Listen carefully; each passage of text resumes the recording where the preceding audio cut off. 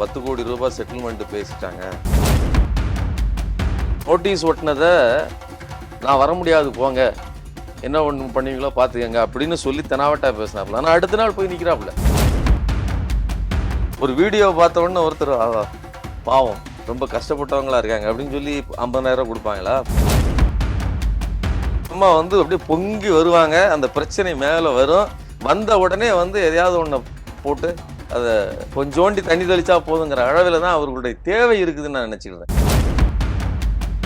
கண்டிப்பாக சீமானுக்கு அந்த இடத்தில் ஒரு மிகப்பெரிய பிரச்சனை தான் நிற்க போகிறது.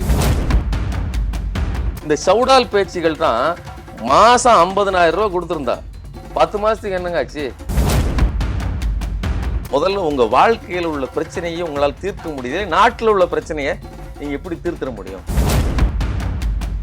சித்தப்பா பழனிசாமி இந்த கேஸை பார்த்துக்கிட்டாரு வெளியில் வராமல், அதனால அவர் சித்தப்பாவாக இருக்கிறார். இவர் ஈழத்தாய் அப்படின்னு சொல்லி பெருமைப்படுத்தப்பட்டார் இதே சீமான் வாயால். அப்பான்னு வேற சொல்கிறாங்களே, அம்மானு ஜெயலலிதாவை சொன்னாங்க, அப்பான்னு கூப்பிடுறாங்களே அப்படின்னு கேட்கும்போது அது குடும்பத்துக்குள்ள ஏதாவது பிரச்சனை வந்துட போது பார்த்துக்கங்க அப்படிங்கிறாரு. உங்களை சித்தப்பான்னு தான் சொல்கிறாரு சீமான். உங்கள் குடும்பத்தில் ஏதாவது பிரச்சனை வந்துச்சா?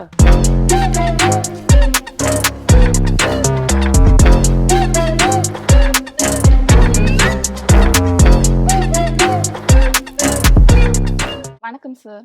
வணக்கம். சீமான் விஜயலட்சுமி அவங்களோட இஷ்யூ போயிட்டு இருக்கு. இதுல விஜயலட்சுமி அவங்க இறுதியா வீடியோ ஒண்ணு வெளிவிட்டிருக்காங்க. அதை பத்தி நீங்க என்ன நினைக்கிறீங்க?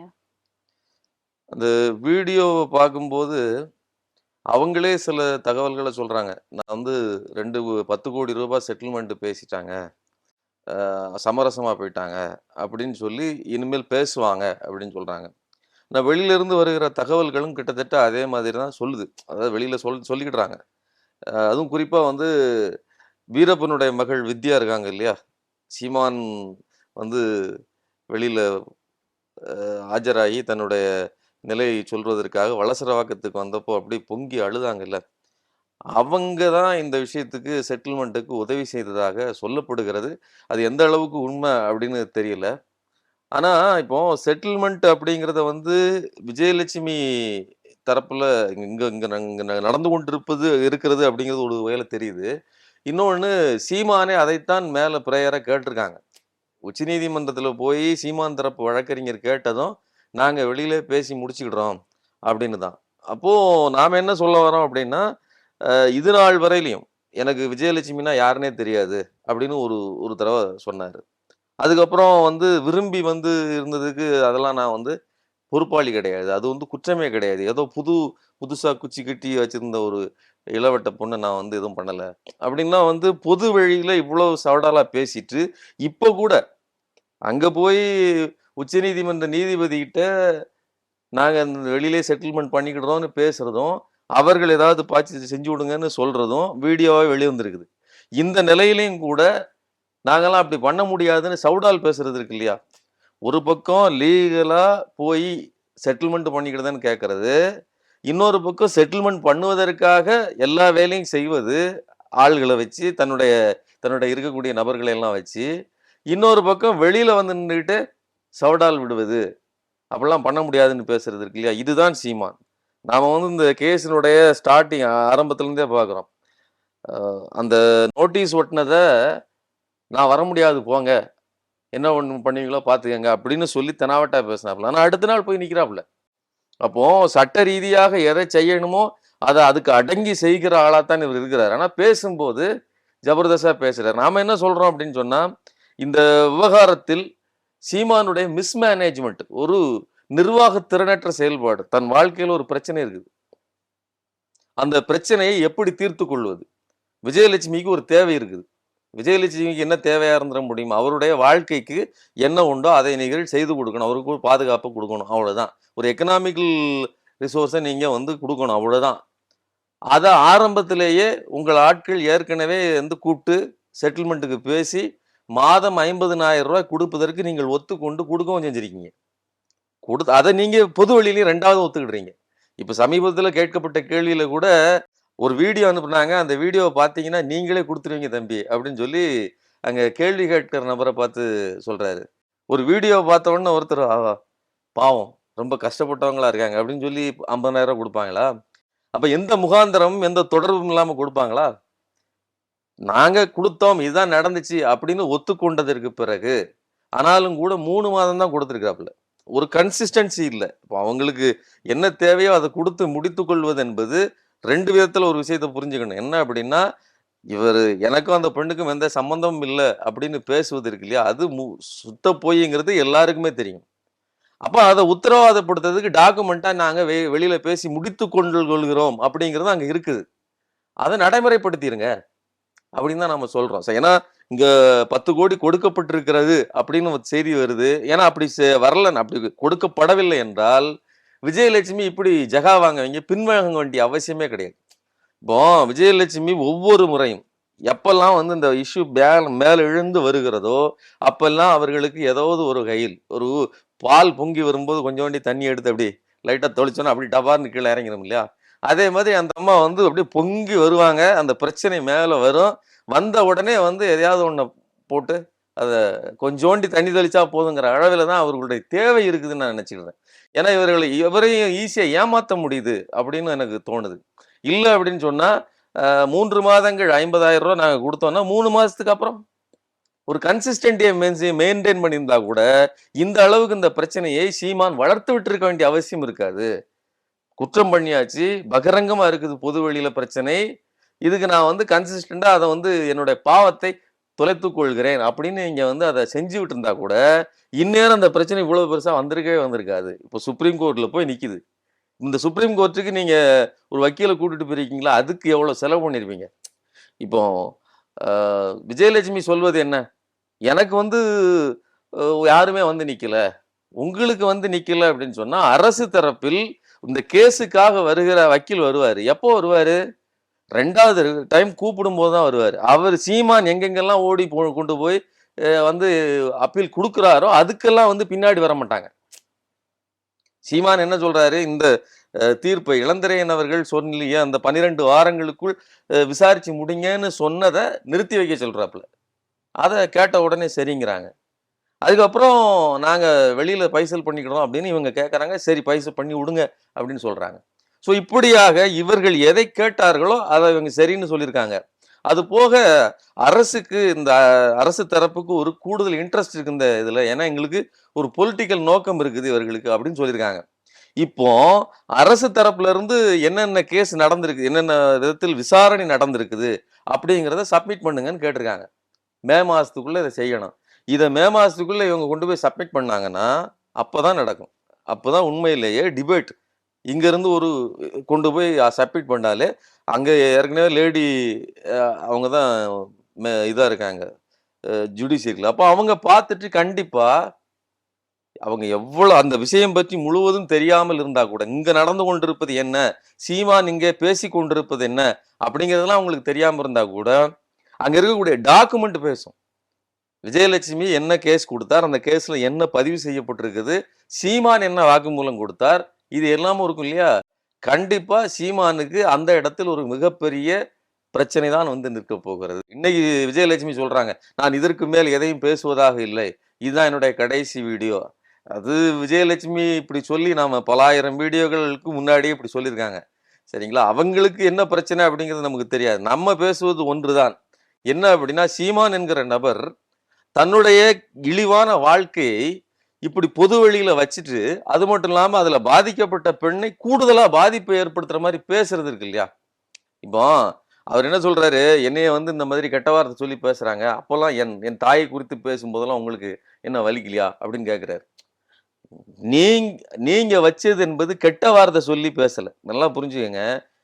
இதே சீமான் தான், நான் கெட்ட வார்த்தை சொல்லி திட்டுறேன் அப்படின்னு பல பேர் சொல்றாங்க. அப்ப நீங்களும் திட்டுங்க. எங்க அம்மா, எங்க குடும்பத்துல உள்ளவங்கள திட்டுங்கன்னு சொல்லி ஒரு ஆனந்த விகடன் பேட்டியில சொல்றாரு.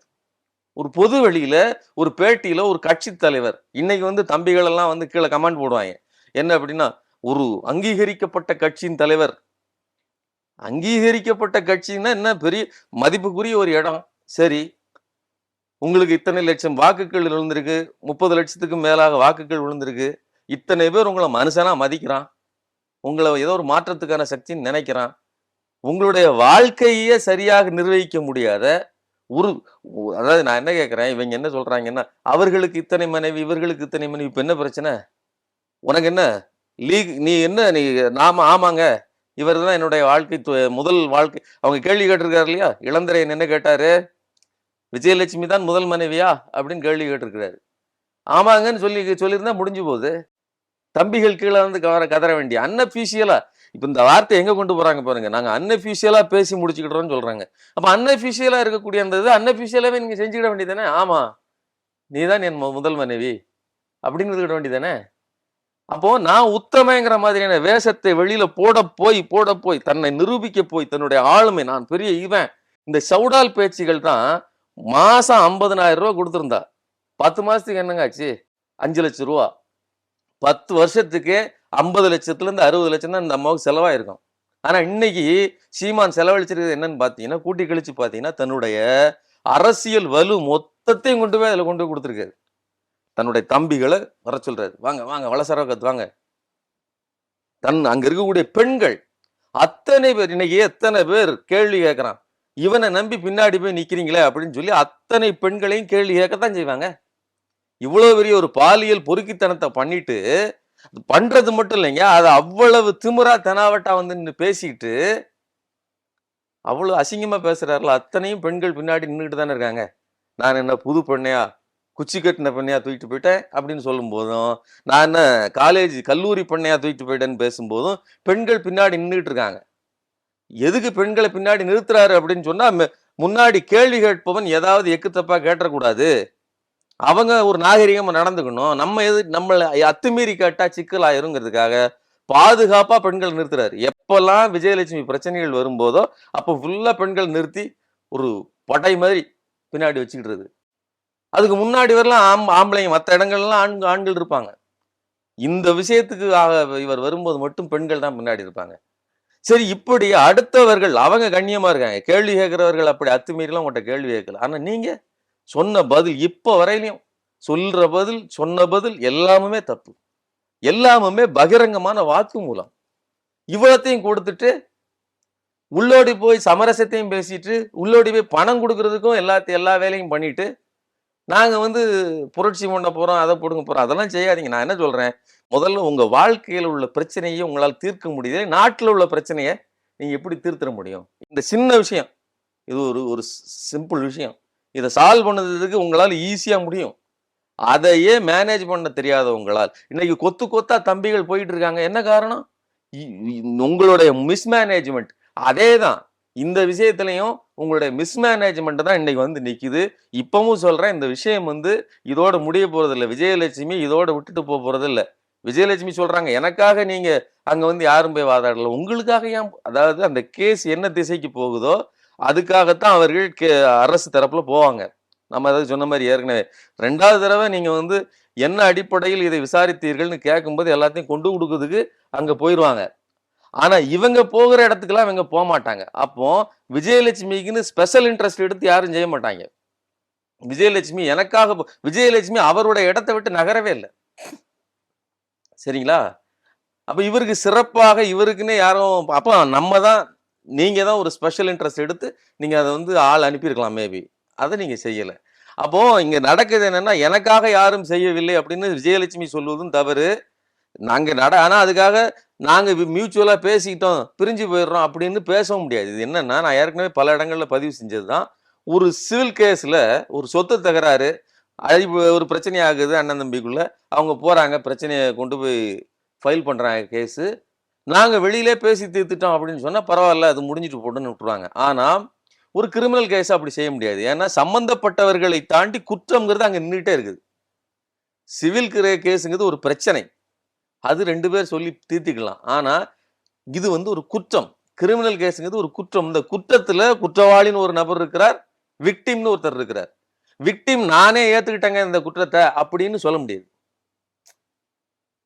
சரிங்களா? ஒருத்தரை கூப்பிட்டுட்டு நான் தாங்க சாக போறேன்னு சொன்னாரு. கோகுல்ராஜ் என்ன சொன்னாரு வீடியோல? யாரும் லவ் பண்ணாதீங்க, நானே தான் சாக போறேன்னு சொன்னாரு. ஆனா நடந்தது என்ன? யுவராஜ் வற்புறுத்தி கோகுல்ராஜ் வாயிலிருந்து இந்த வார்த்தைகளை எல்லாம் வர வைத்தார் அப்படிங்கிறது தானே இந்த பொது வெளியில வந்துச்சு. இவ்வளவு பெரிய கேஸா உருவெடுத்தது. அப்போ கோகுல்ராஜ் ஒத்துக்கிட்டாரு சாகிறதுக்கு. அதனால செத்தது சரின்னு ஆயிருமா? கொலை சரின்னு ஆயிருமா? அப்போ கேஸ வந்து அப்படிதான் பார்க்க முடியும். அதே மாதிரி எ பாதிக்கப்பட்டவரை ஏற்றுக்கொண்டாலும் சரி, அவர் அடிக்கத்தான் செய்வார். அவருக்கு அப்படிதான் அப்படின்னு இவங்க வந்து இஷ்டத்துக்கு வித்ட்ரால் பண்ண முடியாது. அப்ப இந்த கேஸ் அடுத்த கட்டத்துக்கு மூவ் ஆகும். இன்னொரு விஷயம் என்னன்னா, இன்னைக்கு எவ்வளோ பணம் கைமாறி இருந்தாலும், அந்த மாறுனுச்சா, மாறலையாங்கிற அந்த கிட்ட இருந்து பார்க்கல. வெளியில வருகிற தகவல்களை வச்சு நம்ம சொல்றோம். எவ்வளோ பணம் கைமாறி இருந்தாலும், அது விஜயலட்சுமி குறிப்பிட்ட காலகட்டத்தில் அது தீர்ந்து போகலாம். ஒரு கன்சிஸ்டன்சி இல்லைன்னா, அவர்களுக்கு தேவையான பணம் சரியா வந்து சேரல அப்படின்னா, குறிப்பிட்ட காலகட்டம் கழித்து இந்த பிரச்சனை மேலெழும்போது, விஜயலட்சுமிக்கு பேர வலிமை வரத்தான் செய்யும். அன்னைக்கு விஜயலட்சுமி வரத்தான் செய்வார். அப்ப வீடியோலாம் வர வேண்டிய அவசியம் இல்லை. நேர்ல கூட வருவார். ஸோ தேவை சார்ந்தது தான். ஆனா என்ன ஒரு விஷயம் அப்படின்னா, சீமானை வைத்து இங்க இருக்கக்கூடிய அரசியலை நகர்த்துவதற்கு நீங்க அ பொலிட்டிசைஸ் பண்றாங்க இந்த விஷயத்த. அரசியல் படுத்துகிறார்கள். அரசியலா இத வந்து அணுகுறாங்க. அப்படின்னு சீமான் தரப்புலயும் சொல்லப்படுது. விஜயலட்சுமி இந்த விஷயத்த வந்து சொல்றாங்க. அதே மாதிரி கோர்ட்லயும் இதே விஷயத்த சீமான் தரப்பு சொல்லியிருக்காங்க. இது வந்து அரசியலாக்கப்பட்டு கொண்டிருக்கிறதா அப்படின்னு பார்த்தோம்னா, இதை அரசியல் ஆக்கியது யார்? அப்படிங்கிற கேள்விய நம்ம கேட்கணும். சீமான் தான் இந்த விஷயத்தை அரசியலாக்கி இருக்கிறார். சீமான் எப்போ இந்த அதாவது தன்னுடைய பெர்சனல் விஷயத்தை அந்த பெண் வந்து கேஸா குடுக்கும்போது, அத தடுத்து நிறுத்துவதற்காக ஜெயலலிதா ஆட்சி காலத்தில் முயற்சி செஞ்சது யார்? அத விஜயலட்சுமி கையாலேயே ரிட்டர்ன் வாங்குவதற்கு வேலை செய்தது யார்? அப்ப அதெல்லாம் வந்து சீமானுடைய பொலிட்டிக்கல் ஸ்ட்ரென்த் அங்க வேலை செய்கிறது. நான் தான் சொல்றேன். இந்த விவகாரத்துல மொத்த அரசியல் வலுவையுமே சீமான் செயல்படுத்தி இருக்கிறார். ஜெகதீச பாண்டியன் கூட தான் சொல்றாரு. இந்த விஷயத்துக்காக இவ்வளவு செலவு பண்ணி, அதாவது இவ்வளவு வலுவையும் செலவு பண்ணியவர் தன்னுடைய நண்பர்களுக்காக ஒரு பைசா கொடுத்தது கிடையாது. அதாவது தன்னுடைய கட்சிக்காரர்களுக்காக, பாதிக்கப்பட்டவர்களுக்காக 50,000 ரூபாய் கொடுத்தேங்கிறாருல அசால்ட்டா. 15,000 ரூபாய் கொடுக்கல. கிட்னி பாதிக்கப்பட்டிருந்தா, இருதயம் பாதிக்கப்பட்டிருந்த ஒரு பையனுக்கு, கட்சியை சேர்ந்த ஒரு பையனுக்கு அப்படின்னு சொல்றாப்புல. இப்படி கட்சியை சேர்ந்தவனுக்கு ஒரு 15,000 ரூபாய் கூட கொடுக்கல. ஆனா கேட்டா நீங்களே மனமிறங்கி 50,000 ரூபாய் கொடுப்பீங்கன்னு பேசுவதெல்லாம் இருக்கு இல்லையா? இதெல்லாம் எவ்வளவு பெரிய கொழுப்பு. நான் கொடுத்தேன், என் தேவைக்காக கொடுத்தேன், என் வாழ்க்கையை நான் இப்படி நடத்திட்டு இருக்கேன்னு போயிருந்ததை விட்டுட்டு, கட்சிக்காரனுக்கு பாதிக்கப்பட்டவனுக்கு 15,000 ரூபாய் கொடுக்கறதுக்கு வழி இல்ல. ஆனா 50,000 ரூபாய் நீங்க கொடுத்துருக்கீங்க அப்படிங்கிறத ஜெகதீச பாண்டியன் பேசுறாரு. அப்போ வெறும் பணம் மட்டுமல்ல, தன்னுடைய மொத்த அரசியல் அதிகாரத்தையும் பயன்படுத்தி இருக்கிறார். இந்த விஷயத்தையே ஒரு அரசியலாகத்தான் கொண்டு போயிருக்கிறார். நீங்க ஜெயலலிதாவை பயன்படுத்திருக்காரு. ஜெயலலிதா இவரை பயன்படுத்துறாரு. என்ன அப்படின்னா, நீங்க திமுகவுக்கு எதிராக பேசுங்க. அதுக்கு உங்கள நான் பாதுகாக்கிறேன் இந்த கேஸ்ல இருந்து. அப்ப இந்த கேஸ்ல இருந்து பாதுகாக்கிறேன்னு சொல்வதன் பொருள் என்னன்னா, இந்த கேஸ் முடிந்து விட்டால் யாருக்கு நஷ்டம்? ஜெயலலிதாவுக்கு தான் நஷ்டம். அல்லது அதிமுகவுக்கு தான் நஷ்டம். சித்தப்பா பழனிசாமி இந்த கேஸை பார்த்துக்கிட்டாரு. வெளியில வராம. அதனால அவர் சித்தப்பாவாக இருக்கிறார். இவர் வந்து ஈழத்தாய் அப்படின்னு சொல்லி பெருமைப்படுத்தப்பட்டார். இதே சீமான் வாயால். சரிங்களா? இன்னைக்கு அதே இடத்தில் யார் இருக்கிறா அப்படின்னா, பாஜக இருக்கிறது. இன்னைக்கு நீங்க வந்து இங்க உயர்நீதிமன்றத்துல இத வந்து அச்சீவ் பண்ண முடியல, தனக்கு சாதகமா இல்லன்னு சொன்ன உடனே, அவசரமா தூக்கி கொண்டு உச்சநீதிமன்றத்துல வச்சு இத நீங்க வந்து தடை செய்ய கேட்கிறீங்க அப்படின்னு சொன்னா, அப்ப அந்த வலு உங்களுக்கு எங்க இருக்குது? உச்சநீதிமன்றம் எங்க இருக்குது? டெல்லியில இருக்கு. ஆட்சி எங்க? டெல்லியில ஆட்சி யார்ட்ட இருக்கு? பாஜக கிட்ட இருக்கு. அப்போ இந்த இதையெல்லாம் நம்ம கோர்த்து பார்க்க வேண்டியிருக்குது. ஸோ இதுக்குள்ள பொலிட்டிக்கல் இன்ட்ரெஸ்ட் இருக்கு அப்படிங்கிறத வந்து சீமானுக்கு ஒரு இருக்கிற வலுவும், சீமானை வைத்து பயன்படுத்துகிறவங்க தான் இதை பொலிட்டிக்கல் இன்ட்ரெஸ்டா பயன்படுத்திட்டு இருக்காங்க அப்படிங்கிறது என்னுடைய குற்றச்சாட்டு. சீமான், விஜயலட்சுமி விவகாரத்துல அதிமுக தலைவர் எடப்பாடி பழனிசாமி அவர்கள் வந்து இவங்களுக்கு சப்போர்ட் பண்றா மாரி பேசியிருக்காரு. இத பத்தி உங்களோட கருத்து என்னவா இருக்கும்? அதாவது சீமானுக்கு சப்போர்ட் பண்ற மாரி, ஆதரவு தெரிவிக்கிற மாரி ஆதரவு தெரிவிக்கும் பாரு. பேசியிருக்காரு. அதாவது என்ன சொல்றாரு அப்படின்னா, இதெல்லாம் தனிப்பட்ட விவகாரம். இத பத்திலாம் கேட்காதீங்க. நான் நான் இது என்ட்ட ஏதாவது முக்கியமான கொஸ்டின கேளுங்க. நான் இந்த அளவுக்கு சில்லற கொஸ்டின் கேட்கிற அளவுக்கான ஆளு அப்படிங்கிறாரு. அதாவது ஒரு அங்கீகரிக்கப்பட்ட கட்சியின் தலைவர். அந்த கட்சியோட அந்த கேஸ் இவருடைய ஆட்சி காலத்திலயும் நடந்துட்டு இருந்துச்சு. அந்த கேஸ்ல இருந்து இவர் வந்து சீமானை பாதுகாத்தார் அப்படிங்கிற குற்றச்சாட்டை நாம சொல்றோம். பல்வேறு தரப்புல இருந்தும் சொல்றாங்க. ஜெயலலிதா உட்பட இவரை பாதுகாத்திருக்கிறார். அதிமுக ஆட்சி காலத்துல எனக்கு பிரச்சனை இல்லைன்னு சொல்றாரு. எங்க ஐயா எடப்பாடி பழனிசாமி ஆட்சி காலத்துல எனக்கு பிரச்சனை கிடையாது. இந்த அம்மா வந்தது கிடையாது. ஜெயலலிதா ஆட்சி காலத்துல வந்தது கிடையாது. இப்ப மட்டும் இந்த கேஸ் வெளியில இருந்து வருதுன்னா அதுக்கு என்ன காரணம்? என்ன காரணம்? அப்படின்னா என்னைய பாதுகாக்கிறதுக்கு ஆள் இல்ல அப்படிங்கிறது தான் காரணம். வேற ஒண்ணும் இல்ல. அந்த கேஸ் அத விட்டோம்னா அது பாட்டு அன்னைக்கே எந்திரிச்சு வெளியில வந்து இவருக்கு எல்லா வேலையும் இவருக்கான எல்லா தீர்ப்புகளும் அன்னைக்கே வழங்கப்பட்டிருக்கும். அடுத்த கட்டத்துக்கு அது நகர்ந்திருக்கும். அதை நகர விடாமல் 15 வருடங்களாக பார்த்து கொண்டவர் சீமான். அதுக்கு உதவி செய்தவர் ஜெயலலிதா. அதுக்கு அடுத்த கட்டமா உதவி செய்தவர் எடப்பாடி பழனிசாமி. அப்ப இவ்வளவு உதவிகளையும் பண்ணிட்டு சித்தப்பான்னு அன்பா, பண்பா கேட்கிற அளவுக்கு நெருக்கமா இருந்துகிட்டு இந்த விஷயத்த சொல்றாரு. அது சொல்றது மட்டும் இல்லாம இன்னொரு விஷயத்தையும் இதுல சொல்லியிருக்காரு. என்ன அப்படின்னா, அப்பான்னு வேற சொல்றாங்களே, அம்மான்னு ஜெயலலிதாவை சொன்னாங்க, அப்பான்னு கூப்பிடுறாங்களே அப்படின்னு கேட்கும்போது, அது குடும்பத்துக்குள்ள ஏதாவது பிரச்சனை வந்துற போது பாத்துக்கங்க அப்படிங்கிறாரு. உங்கள சித்தப்பான்னு தான் சொல்றாரு சீமான். உங்க குடும்பத்துல ஏதாவது பிரச்சனை வந்துச்சா? அப்படி நாம கேட்போம்ல. நீங்க வந்து நீங்க ஒரு கட்சி தலைவர், எதிர்க்கட்சி தலைவர், நீங்க விரசமா, கேவலமா பேசுவதாக இருந்தால், நாங்க கேவலமா பேச மாட்டோமா? இந்த கேள்விய கேட்க மாட்டோமா? அப்போ நாம என்ன சொல்றோம் அப்படின்னு சொன்னா, உங்க ஆட்சி காலத்துல வ இந்த சம்பவம் நடந்துச்சு. எது? பொள்ளாச்சி பாலியல் விவகாரம் நடந்துச்சு. அத மூடி மறைச்சு, அத அப்படியே காணாம பண்ணிட்டாப்ல. அந்த பொண்ணு கதறின சவுண்ட் இன்னைக்கு வரையிலும் எல்லார் காதுகள்லயும் கேட்டுட்டு இருக்கு. கொத்து கொத்தாக பெண்கள் பற்றி அவ்வளவு தகவல் வந்துச்சு. எல்லாத்தையும் மூடி மறைச்சாச்சு. 13, 14 பேர சுட்டு கொன்னாங்க. நான் டிவில பார்த்தேன் தெரிஞ்சுக்கிட்டேன்னு சொன்னாப்ல. அப்படிப்பட்டவர சித்தப்பா பெரிய பழனிசாமின்னு பெருமையா பேசுவதற்கு, அவர முட்டு கொடுத்து பாதுகாப்பதற்கு, தமிழரின் ஆட்சின்னு சொல்வதற்கு ஒருத்தருக்கு தகுதி உண்டுனா அது சீமானுக்கு உண்டு. அப்ப டூ அண்ட் ஃப்ரோ 2 பேருக்கும் மியூச்சுவலான ஒரு உறவு இருக்கிறது. அந்த உறவுல இருந்து தான் இது வந்து சில்லற கொஸ்டின் அப்படிங்கிறாரு. நான் இன்னொரு கேள்வி கேட்கிறேன். இப்படி ஒரு அங்கீகரிக்கப்பட்ட கட்சியின் தலைவர் ஒரு பெண்ணுடைய வாழ்க்கையில விளையாண்டுருக்கிறா, அது வந்து உங்களுக்கு ஈஸியா தெரியுது. ஆனா ஒரு பிரச்சனை வருது. ஒரு பெண் பாதிக்கப்பட்டதாக சொல்லப்படுகிறது. அந்த நபரை உடனேயே பிடிக்கிறாங்க. அவன் மேல உடனே கேஸ் போடப்படுது. உடனடியா நடவடிக்கை எடுக்கப்படுது. கேஸ் குடுத்து அதாவது பதிவு செய்ய எஃப்ஐஆர் போட்டு 3 மணி நேரத்துல ஆக்ஷன் எடுக்கப்படுது. எல்லாமே முடியுது. ஆனா, நீங்க ஒரு புது கதைய கட்டுறீங்க. யார் அந்த சார் அப்படின்னு. அந்த பிரச்சனை உடனேயே ஆக்ஷன் எடுக்கப்பட்ட விவகாரத்த, நீங்க 1 வாரம் 10 நாளைக்கு மேல வச்சு அரைச்சு, அத சட்டமன்றத்துல கொண்டாந்து கருப்பு சட்டை போட்டு, அவ்வளவு பொலிட்டிசைஸ் பண்றீங்க. அப்போ நான் என்ன கேட்கிறேன், அதனால தான் சொல்றேன். பாலியல் குற்றங்களுக்கு, கொலை குற்றங்களுக்கு எல்லாம் பாதுகாப்பாக இருக்கக்கூடிய எடப்பாடி பழனிசாமி, அவருடைய ஆட்சி காலம், இன்னைக்கு வந்து சீமானுக்கு ஆதரவா அதெல்லாம் சில்லற விஷயங்க அப்படின்னு பேசுவது ஒரு விஷயம் இல்ல. அப்போ ஒரு ஒரு நிகழ்வை ஒரு சாதாரண அதாவது ஒரு பிரச்சனையை உடனே அரசு நடவடிக்கை எடுத்த ஒன்றை ஊதி பெருக்குவதற்கு உங்களுடைய தேவைக்காக ஊதி பெருக்கவும் முடியும். இவ்வளவு பெரிய விஷயத்த சீமான் வாழ்க்கையில் நடந்து கொண்டிருக்கக்கூடிய இவ்வளவு பெரிய பிரளயத்த அது ஒண்ணும் இல்லைங்க. அதெல்லாம் நான் சொல்ற அளவுக்கு பெரிய விஷயம் இல்லைங்கன்னு சொல்ற அளவுக்கு பேசுறாருன்னா அது எடப்பாடி. நான் என்ன கேட்கிறேன், இன்னொரு கேள்வி கேட்கிறேன். உங்கள்ட்ட சொல்ற அளவுக்கு பெரிய விஷயம்னா நீங்க என்ன எக்கனாமிஸ்ட் ஏதாவது விஷயத்த பேசினா நீங்க கரெக்டா சொல்லிடுவீங்களா? பதில் சொல்லுவீங்களா? தமிழ்நாட்டினுடைய பொருளாதார நிலைமை பற்றி உங்கள்ட்ட கேள்வி கேட்டா பதில் சொல்லுவீங்களா? புள்ளி விவரத்தோட. அப்போ உங்களுடைய கேள்வி உங்களுக்கு தரமான தகுதியான கேள்விங்கிறது இதுதான். இதுக்கே உங்கள்ட்ட பதில் இல்லை அப்படிங்கிறது வந்து உங்கள்ட்ட நேர்மை இல்லை. உங்கள்ட்ட நேர்மையை நாங்க எதிர்பார்க்கவும் முடியாது அப்படிங்கிறத நான் பதிவு செய்ய விரும்புறேன்.